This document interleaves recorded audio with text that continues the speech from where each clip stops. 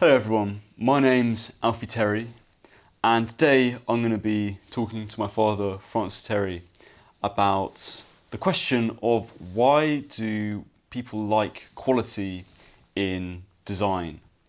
This is something that my father's written about in an essay where he looks at the Achillean axes, which are these kind of ancient. How old were they?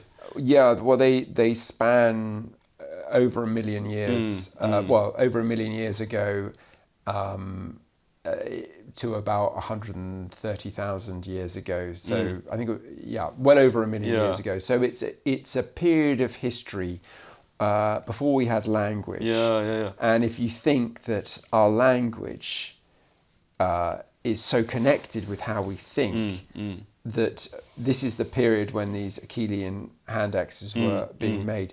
And the reason I was interested in them, and the reason why many people are interested in them, is that the Achillean hand axe it's a kind of tear-shaped axe Yeah. that people used for whatever function, but they they didn't just use these axes functionally, because some of them are so large that you couldn't hold them, and they show no evidence of being used. And so they were obviously being traded for their Yeah, aesthetic qualities, and they're yeah. beautifully made. And what I find quite moving about this is that before us humans had language, we were appreciating the applied arts. Sort of cavemen and Yeah, women were going to the equivalent of the V&A and looking at applied arts. We yeah. wanted these objects, and we would use their very finite resources to make them, and then trade them and give them into each other. Yeah, And yeah. it's incredible that this is so hardwired into our DNA. It's earlier than our ability to To speak. speak, yeah, that is really incredible. And so was that like what they thought was happening, that they would sort of have these axes on almost like an exhibition that people would I don't would know look how at? they would have displayed them. I imagine they became status symbols. Yeah. Um, yeah, I think. No, I suppose what I feel is that uh, our love of quality isn't just a kind of bourgeois Yeah. affectation that has kind of come around in sort of, since the Renaissance or something like that. Yeah. It goes way back before Mm, we could speak, to when we were really, yeah. part of the ape kingdom, and we weren't Mm. really human. So it's So really it's very important to important. people, and you see what people pay, for handbags or cars or whatever it Yeah, is, yeah. and people love Mm, quality, mm, and they like the aesthetics of, they appreciate the aesthetics of it, and yeah. it's not superficial. Yeah, I mean, that's another thing you say in the essay, is that there's such a big difference between, sinking your teeth into a really quality loaf of bread and kind of having, some supermarket bought bread. And it's weird because you can just buy very cheap breads and just get used to the taste, and you think, oh, what's the difference? But then if you actually have like some really nice breads, it's a completely different universe, and yet they're still the same thing. It's quite interesting, that, isn't it? Yeah. I Because it's mean, still fulfilling the same function. yes. No, I think that's right, and I think that, yeah, certainly in architecture. Sometimes I sort of wonder whether I'm just kind of fussing about the quality of something, Yeah. and I'm just really doing it for myself, and who really Mm. cares? But actually, I think people really do get it. And I Yeah. think that sometimes people can't put into words why a particular building which exudes quality, they aren't professionals, and they aren't sort of looking at the glazing bars and everything, Yeah. you know, or you turn a really satisfying door handle. Yeah. You know that these things are massive for us. And you almost don't notice it, I guess. Like maybe that's the thing, is that you don't quite know what it is about something that is quality, but it's, having a nice door handle to turn. I mean, now you say it, it makes such a difference, having a really, solid sort of one that feels nice. Yeah, I mean, I think in evolutionary terms, the reason for us loving good quality things is it speaks of a stable society, which would have been far and few in ancient times, because everything was basically a sort of, people were being killed left, right, and centre. Tribes were killing each other. There was no law, but the minute you got to something that was vaguely civilized, and that there was surplus to make something for its own sake, like one of these Achillean hand axes which you couldn't use, you felt relief that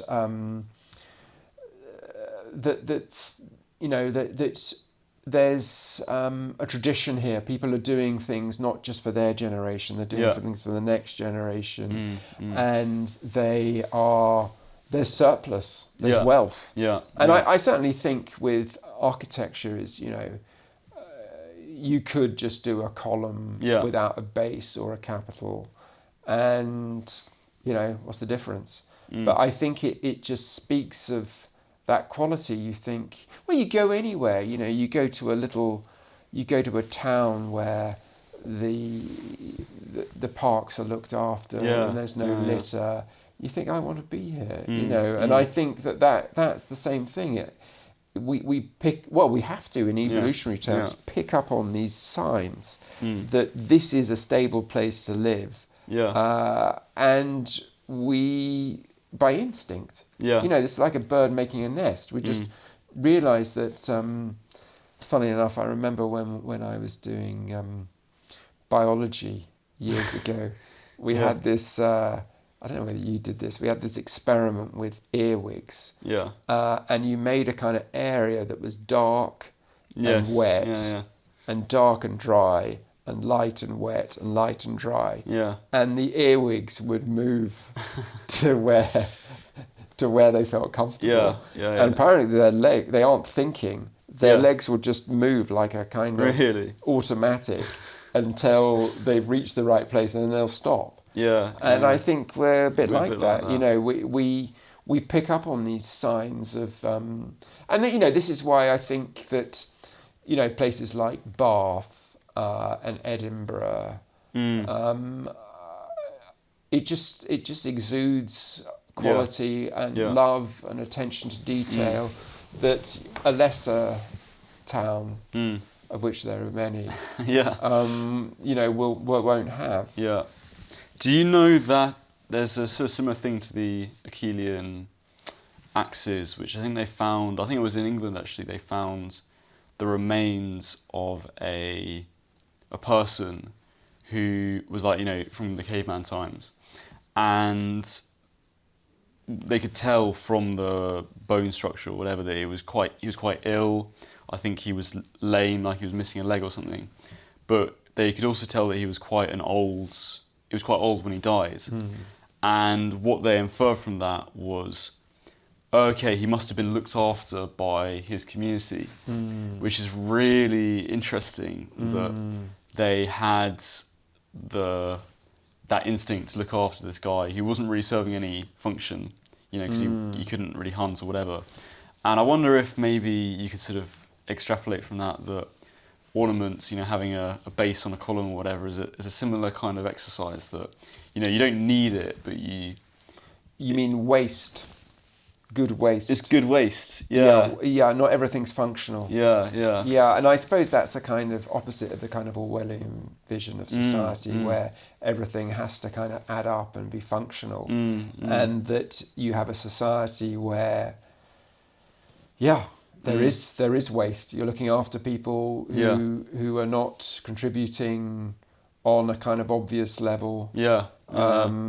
And but that's humanity. That's humanity. Yeah. Yeah, and I think it is that very waste, which is quality. Because, I think that, with these axes, they could have, well, with anything, you can always do a kind of rubbishy job and it will do for the time. But Yeah. it has a kind of, it has a kind of resonance. There is that kind of idea in modern architecture that function is what makes something beautiful. Yeah. And I actually think, I mean, we were talking about this earlier. It's a kind of cool idea, but I don't think it really adds up. Like, for example, an oil rig, that is just pure function, and you kind of claim that, having a column that doesn't have a base is very functional or whatever. But in a sense, if you want function, just get rid of the column. You don't really need it at all. And I think at some point with a lot of modern architecture, it's sort of, if we're being harsh, it's kind of masquerading as being very functional and very whatever, and that makes it beautiful. But in reality, like, no, it's you need a bit of extra Yeah, stuff, it doesn't. one way or It another. doesn't quite add up. But I think part of it, and I think this probably does relate back to the Achillean hand axes. Function for humans is really hard. I think function for pulling oil out of the sea is quite easy. That's true. That's true. And I think function for all sorts of things, is, we like music. We look after our old. We try and go to the moon. I can't quote Ratatouille, but we're amazing species. We do extraordinary things, and that we don't just live. Everything we do. I mean, I was just thinking the other day that I was trying to work out what, like gold. That's completely useless. Yeah. But then I just thought any money you spend anything on, very quickly it becomes to something useless or which isn't about survival. Yeah. And I think that, particularly when you're doing domestic architecture, we can technically live in a Portakabin. But we like a setting that is us, that makes us feel special, that when we wake up in the morning, that it has a kind of, it's more, and people will buy houses because they're pretty, and then they'll spend an extraordinary amount more on a house because it looks nice, myself included. And we're a very strange species, and I don't think you can put function. Function just doesn't tell function for what, that's a really good point, actually. And I guess an oil rig doesn't need to do that much, as much as a house does. No, and I think in a way the problem with 20th century architecture is we've believed function. We've designed cities around cars. And then surprise, surprise, no one wants to live in them. And they go to places like Siena, which can't have a car in it, or Venice, for pleasure. Because we're a very subtle. We kind of cut subtle corners. Animal. And all of our preferences are so hard to judge, and Do you think that maybe with the sort of modern city that's designed for cars, we've kind of cut a lot of corners that we shouldn't have cut? Completely. Actually, I mean, everyone thinks that. I'm not alone. I think a lot of modernist architects would say. Le Corbusier wanted to demolish the whole of Paris and place it with a grid of towers. And just have a grid of roads. That's what he thought was good. And he was. I mean, it's slightly strange actually, because then he designed Ronchon, which is a chapel, which is kind of full of poetry and interest and so on. And then he designed a monastery, And I just sort of think, and he was a painter as well. I think it's a real lie to say we're about function. I mean, obviously people do need take care of the sort of daily needs. But it very, very quickly becomes, if you are even doing the most low-cost housing imaginable, very quickly start thinking of views and how you get to the house, and then what else is in the neighbourhood. And you're not really talking about function at all. You're talking about what it is to be human. Yeah. Which, you know, as the Achillean hand axe shows, has this massive hand going through Yeah. history right the way back to our ancestral past. Yeah. Yeah. I mean, I guess there's a real onus on the architects to get that right in a way there isn't with the painter or the, you know, a lot of forms of art, you know, you can get it a bit wrong, but with an architect, to build a house is quite a, you know, changes people's Yeah, I lives. mean, I do think that the artist is someone who fusses about things that no one else worries about. You know, you sort of think someone like Mozart would compose, and you know he's listening to a piece of music. There's that famous bit in Amadeus where he's playing that bit from Salieri, and he just says to him, "That bit doesn't sound right. How about we do this?" You know, and then that, you know, and I think that the artists are people who, and architects are people who kind of go, yeah, the window and the wall, it's not quite as good as it could be. Could we move it slightly? And then we can have a chair here, and then we can put the door there, and you know the whole thing. That, you know, functional, it kind of works. You know, the first idea, but it's that sort of not being satisfied with just the function of it. But you know, I mean, I don't think artists get off the hook. I think certainly Vermeer with his painters, this kind of, you know, you sort of think, what was he doing in 17th century Holland, kind of making these amazing paintings, producing only a few a year, you know, virtually bankrupt, you know, and only this size each one. But he had you know, and you know, they are some of the greatest works of art produced by humanity. You know, I think, you know, I think we really do understand that, although no one has that brain that, like Vermeer or Mozart, where they're just trying to resolve things that no one sees as a problem because it kind of works anyway. You know, there is, it appeals to everyone, weirdly. That's a good point. I mean, I do think this might sound a bit sort of off topic, but you know that scene in the Peep Show where Jez reads some Jane Austen or something? I don't. And he kind of goes, he just opens a random page and he just goes, I think he just reads some random line and then he just shuts it. He's like, and that's... What's the point? What's the point, yeah. And there is that kind of, I do kind of know what he means, that there is something like, you know, why do some lines really stick out as us, like, you know, to be or not to be, like what's so great about it really? But there is something that is, you know, it says something. Yeah. I mean, I guess if you take the analogy onto sort of sporting things, if you think, because I often think that, you know, if you phrase something really well, and I was thinking of Jane Austen actually, it is like when you, and I'm rubbish at snooker, but when you pot a ball and it lines up and that wonderfully satisfying and it goes in, you know, you know, you've just, in the most economic way, you've just phrased that as well as it could have been, and there's something immensely satisfying about that. And I think, you know, when you are trying to phrase things well or do a good piece of architecture or a good painting, you're in the back of your mind, you're thinking, is anyone going to notice this? You know, I could write anything here. You know?